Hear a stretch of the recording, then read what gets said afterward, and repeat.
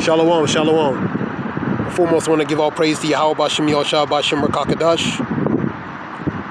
Double honors to the elders and apostles for the edification and knowledge. And the Wadi Yahweh B'Shem Yahushua for putting the spirit of the elders and apostles so we become edified, regard, and learn this truth and knowledge. Call Hallel Yahweh B'Shem Yahushua B'Shem Rakakadash. Give all praise to Yahweh B'Shem Yahushua B'Shem Rakakadash. Joel 2:1. Blow ye the trumpet in Zion, and the sound and alarm in my holy mountains. Let all the inhabitants of the land tremble, for the day of the Lord cometh, for it is nigh at hand. So that's a warning for the coming of the Lord Yahweh B'Shem Yahushua, man.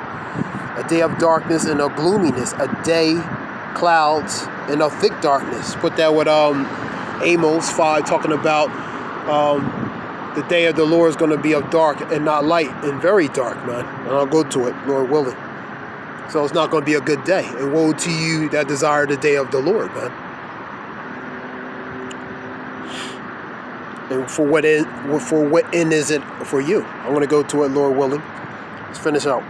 A day of darkness and of gloominess, a day of clouds and of thick darkness, as the morning spread upon the mountains, a great people and a strong. There have not been ever the like, neither shall be any more after it, even to the years of many generations. So it's not going to be nothing that's never ever seen, and nothing ever will be seen after that. Go to Amos.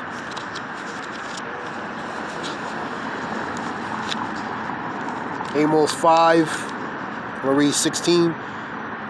This is the day of the Lord, talks about, I'm going to read 16 through 20. Therefore, the Lord, the God of hosts, which is the army, the Lord saith, thus wailing shall be in the streets, and they shall say in all the highways, Alas, alas, and they shall call the husbandmen to mourning, and such as are skillful of limitation to wail. So it's going to be a lot of mourning, wailing in the streets, the highways, the byways,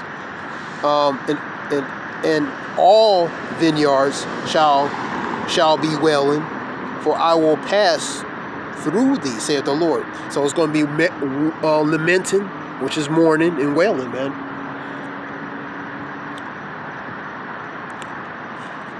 Woe unto you that desire the day of the Lord. To what end is it for you? And that's pretty much for the majority of the other people, because people have their own interpretation of how the day of the Lord will be, man. Taught by the precepts and the ways of men, the doctrines of men, man. They pretty much they put the Lord, as far as their perspective, in a very compartmentalized view, man. They put him in a box, but not understanding that a false balance is abomination to the Lord, but a just way is a light. But a just weight is his delight. Proverbs 11:1. The Lord is a balanced power, man. But they have a one-way perspective on how the Lord is, man. And that's taught by the ways and the precepts of men, relating to the dogmas of these churches, man, for example. That's another lesson itself. But woe to you that desire the day of the Lord, for what end is it for you? So that's a question. So what's going to be your end? The day of the Lord is darkness and not light, so it's very dark. Just like in Joel, talking about those thick clouds, it's going to be very dark, because it's going to be a very bad and terrible day, man, when the Lord comes back. The Lord is going to execute judgment, man. The Lord is angry at the wicked every day. Psalm 7 and 11, man. So it's not going to be a good day when he comes back. It's not going to be the way they depict it in these churches, that the Lord is coming back all sunshine and lovely. That's contrary to that. Let's go again.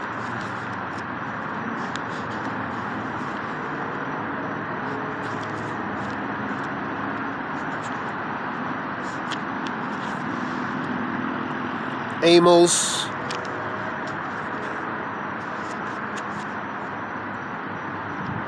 Let me just get my page back.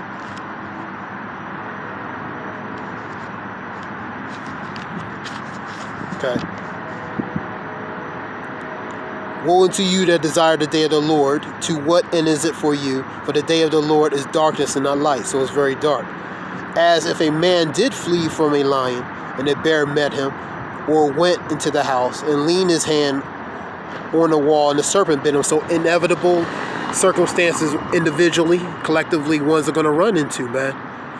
Inescapable situations. So you flee one, you're going to run right into another. Shall not the day of the Lord be darkness and not light, even very dark and no brightness of it? So the day of the Lord is going to be a very dark, dark day, man. Go to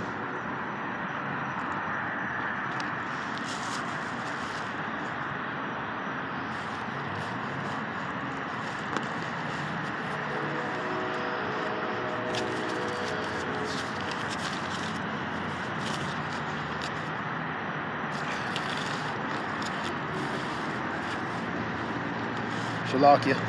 Go to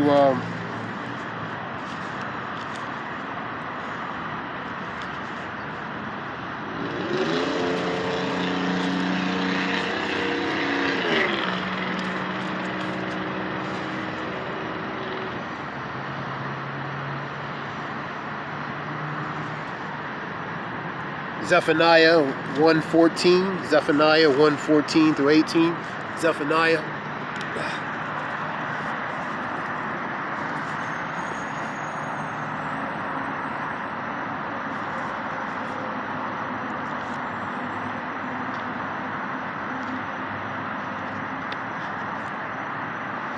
Zephaniah 1:14.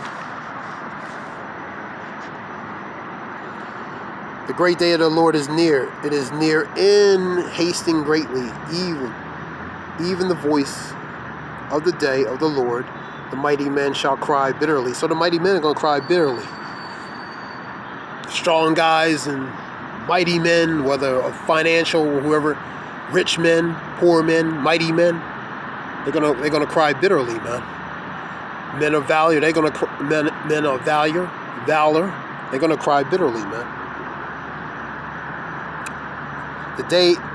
That day is a day of wrath, a day of trouble, distress, a day of wasteness, desolation, a day of darkness and gloominess, a day of clouds and thick darkness. Put that with Joel 2:1, also Amos 5:16 through 20. So it's not going to be a very good day.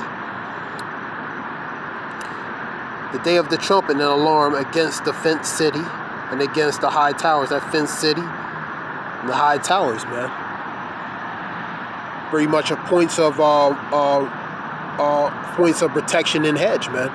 So it's a warning, man.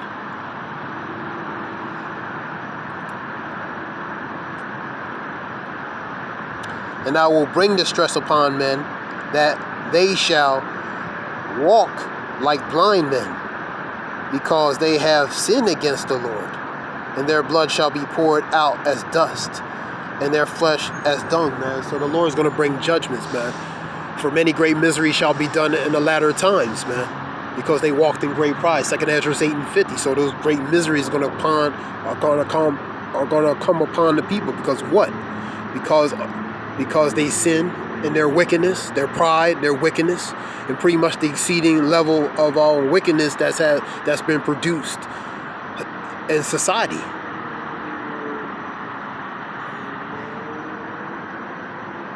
Neither their silver nor their gold shall be able to deliver them in the day of the Lord. So riches profit nothing in the day of the Lord's wrath, man. Your money, your gold, your silver are not going to be able to help you in that day, man. Read that again. Neither their silver nor their gold shall be able to deliver them in the day of the Lord's wrath.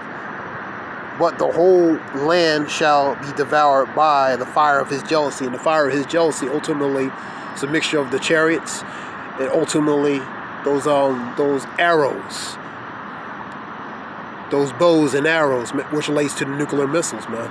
Because that's going to happen. World War III, that's going to happen, man.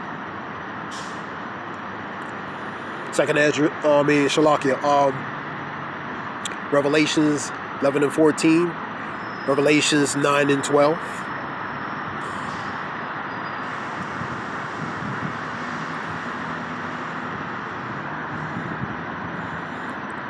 (11 and 14), the third woe will come quickly. That relates to World War III.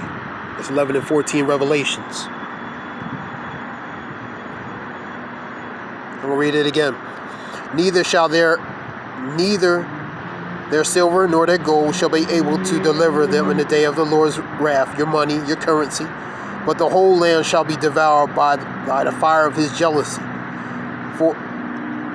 For he shall make even a speedy riddance of all them that dwell in the land. So the Lord is going to execute quickly upon the inhabitants of the land, man. Go to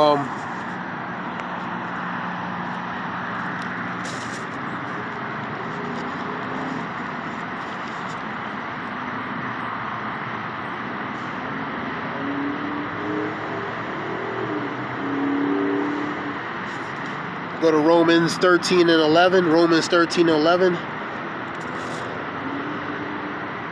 High time to wake out of sleep, because our salvation may be nearer we believe. So it's time to wake up. And I'm going to go to it anyway.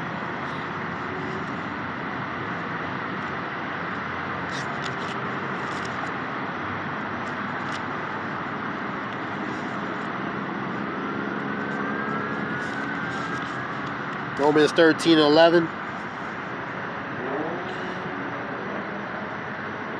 And that knowing the time, that it is now high time to wake out of sleep. For now is our salvation near we believe. So it's time to wake out of that sleep, that slumber, man. That sleep of a state of being pretty much blinded, man. Your eyes being open, but you're seeing, but you're not seeing clearly the obvious, man. So it's time to wake up out of that slumber, man. For the night is far spent and the day is at hand. Let us therefore cast off the works of darkness relating to our flesh, and let us put on the armor of light relating to this truth, man.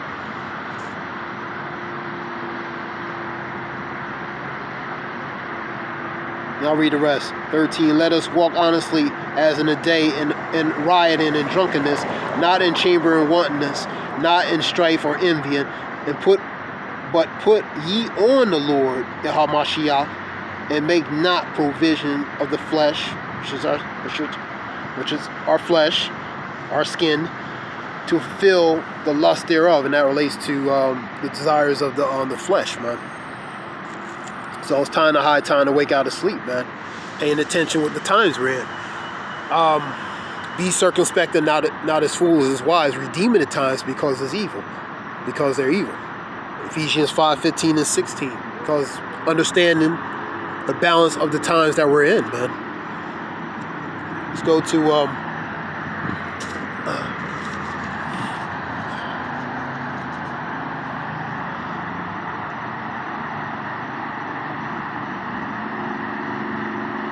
Sirach 40 and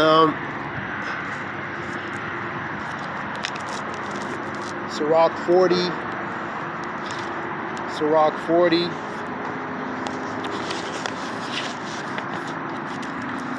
49, 40, chapter 9 and 10. Death and bloodshed, strife and the sword, calamities, famine, tribulation, and the scourges. So different types of things that's going to happen. These things are created for the wicked, and for their sakes came the flood. So these things were created relating to executing judgment, different tools relating to scourges that the Lord is going to execute on the wicked, man. For the Lord created spirits of vengeance. He created those spirits of vengeance to execute, to fulfill the purpose of Yahweh Shemeshah, mostly upon the wicked, man. That's Ecclesiasticus 39:28.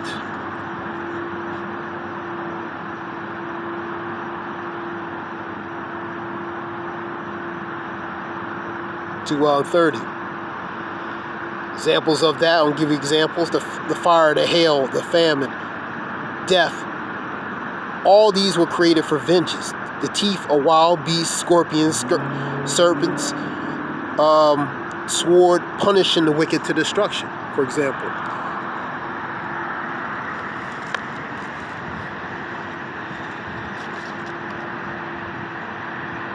Psalms 2 and 11. Psalms 2 and 11.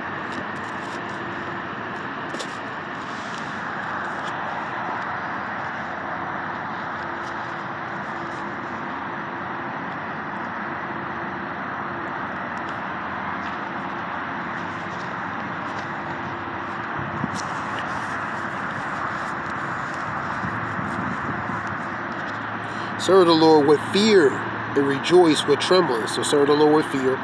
Kiss the Son, lest he be angry, and ye perish from the way, when his wrath is kindled but a little. Blessed are all they that put their trust in him. So pretty much that fear, man. Because the wrath of Yahweh Shem Yashah, man. And there's a lot of judgments being executed, man. All over the world, man. Things that happen over in Haiti, happen over earthquakes happening all over. Over 2000s and 2000 something earthquakes, tornadoes, different forms of judgment that the Lord is sending upon the earth, man. The Lord is beginning to visit with the world which He has made, man. Measure thy town diligently in itself. Let's go to, you're seeing earthquakes all over the place. You see all different types of calamities happening all over, man. Because of what? Because of the level of wickedness and the pride of the people, man. So the Lord is executing the judgment.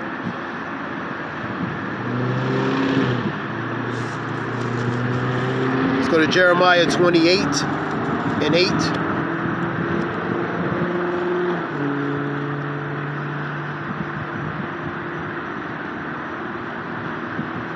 Jeremiah 28 and 8.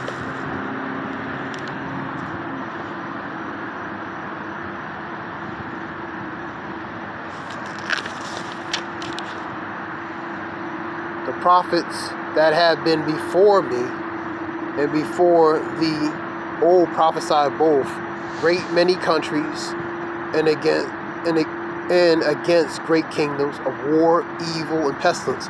So prophets always prophesies relating to war, evil, pestilence, man.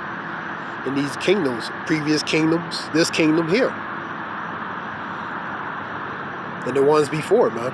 They always prophesy, prophets which is seer to say before, of things to come, such as the evils, the pestilence, and different types of calamities, man.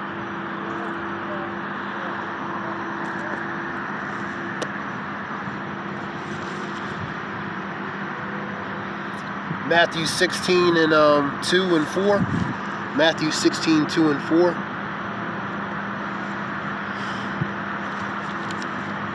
Matthew 16, 2 and 4.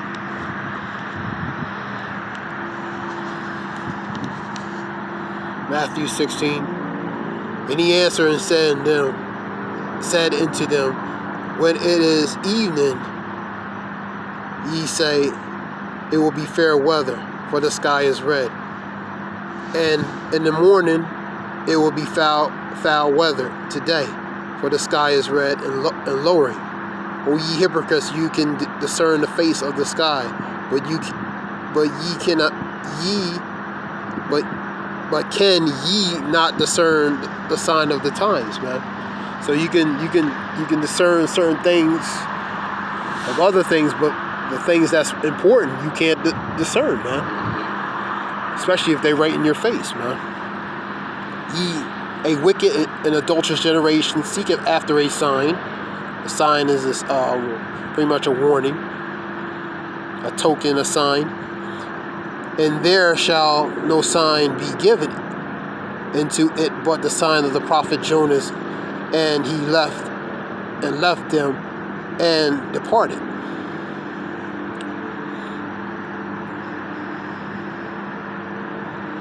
So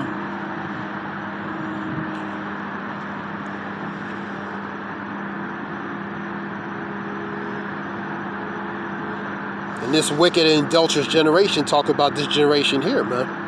You know? Because they can't discern the things that's obvious to them, because they have not the spiritual discernment, and they're blinded, man.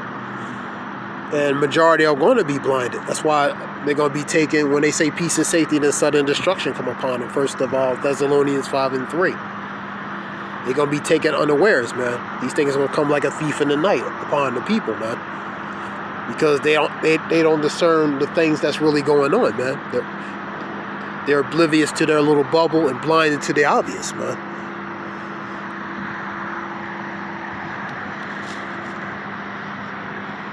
Go to 24:6-8. Matthew's 24:6-8. And that relates to, those verses are relating to Yahushua rebuking the wicked Pharisees, man. Pretty much condemning them. That's what that is. It's Matthew 16. Go to Matthew's 24.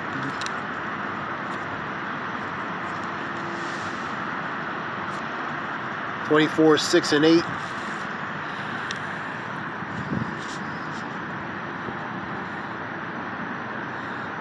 And ye shall hear, this is 6 and 8, and ye shall, 24, 6 and 8, Matthew's 24 and 6 and 8, Shalakia, and ye shall hear wars and rumors of wars, and that's what you're hearing, wars and rumors of wars, proxy wars, countries threaten to do certain things. For example, Russia and Ukraine, Israel and Iran and different other countries. So the proxy wars, them pre-drilling for to perhaps do certain things. So you hearing those wars and rumors of wars. See that ye be not troubled, for all these things must come to pass, but the end is not yet. So these are things that's predicted in red letter by Yahushua. These things are normal. They must come to be. Now, these things must happen.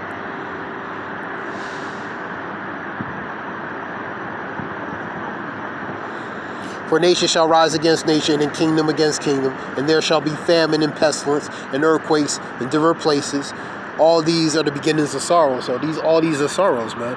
Earthquakes, pestilence, different types of strange or freaky weather patterns going all over the world. Earthquakes, tornadoes, vast amounts of calamities and destruction happening in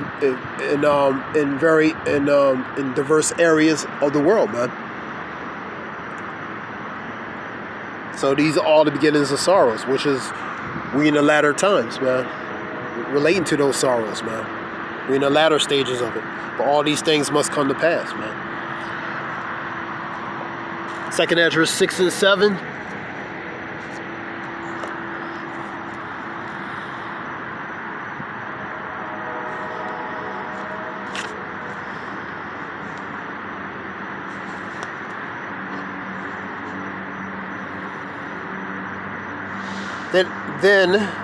Then answered I and said, what shall the parting asunder of the times, and when shall the end of the first and the beginning of it that followeth? And he said unto me, from Abraham unto Isaac, when Jacob and Esau were born of him, Jacob's hands held first the heel of Esau, and that represents him on Jacob taking down Esau symbolically. For Esau is the end of the world, and Jacob is the beginning that followeth. So the end of Esau's world, which relates to a time and age period of time, eon, which is we in that stage now of the latter part of that, of the end of his age, and ultimately the beginning of Jacob's. He will be the supplanter, so he's going to replace and take that place. So the end of and read it again, 6 and 9. For Esau is the end of the world, and Jacob is the beginning that followeth. So the end of one age and the beginning of a new one. We'll go to 2 Ezra 9. 2 Ezra 9.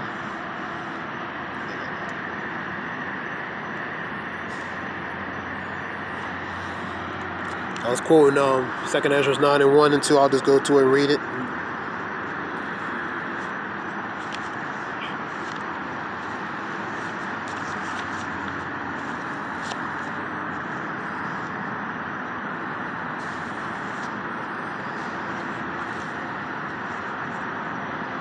He answered me then and said, measure thou time diligently in itself. How you measure the time?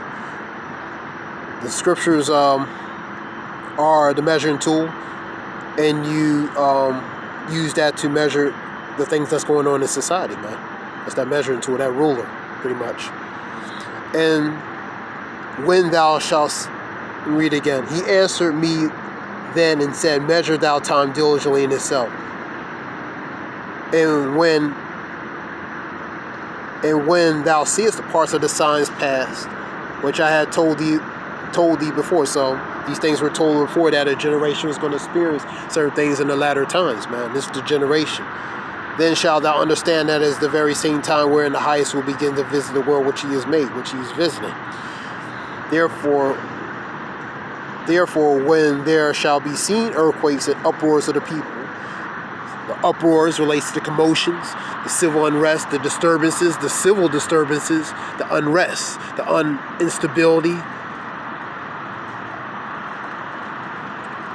and the unstableness relating to the people, man, how they're going to be. Therefore, when there shall be seen earthquakes, a lot of earthquakes, uproars of the people in the world, civil unrest, sedition, insurrection, violent uprising, commotions.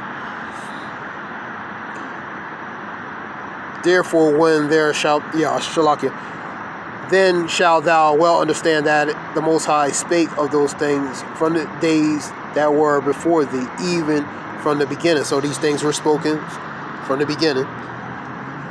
For like as all that is made in the world have a beginning and an end, Alpha is the beginning, and the end, which is the Omega, is beginning to manifest, is beginning to be made known. So we're in the end.